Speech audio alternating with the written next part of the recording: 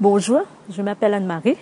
Voilà, l'année dernière, j'ai participé à la campagne Israël et j'ai sacrifié une bonne somme, sachant que moi, je ne savais pas, mais j'avais quand même confiance que, comme j'avais besoin de la guérison de mon corps, je dis, c'est tout ou jamais.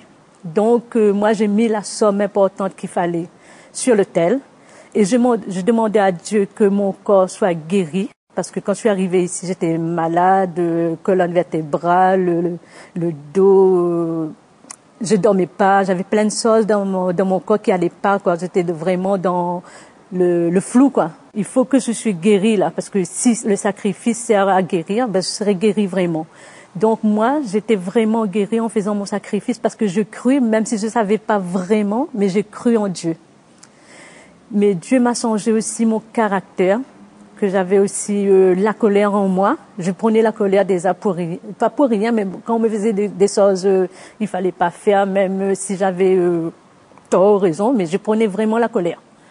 Et j'avais la haine aussi dans mon cœur. J'avais un caractère pas trop bien non plus, j'étais pas vraiment gentille non plus. Hein. Et donc, mon mari m'avait jeté quelque chose que je tenais, chose qu'il fallait pas faire parce que c'était pas lui de jeter, c'était mes affaires. Sans Dieu, j'aurais vraiment prendre la colère, j'aurais vraiment explosé. Mais là, ce jour-là, ça m'a rien fait. J'ai rien dit d'ailleurs. Et j'ai reconnu que il y avait vraiment la main de Dieu qui était là. Il a vraiment changé, il m'a vraiment transformé mon intérieur. Il m'a enlevé la colère, la haine et tout. Ça vaut la peine de sacrifier, même si vous comprenez pas vraiment, mais sacrifier, croire en Dieu. Si vous le croyez, vous verrez sa main dans votre vie.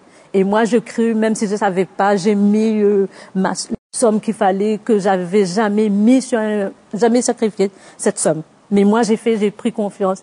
Et je vais refaire aussi ma campagne Israël aussi cette année aussi.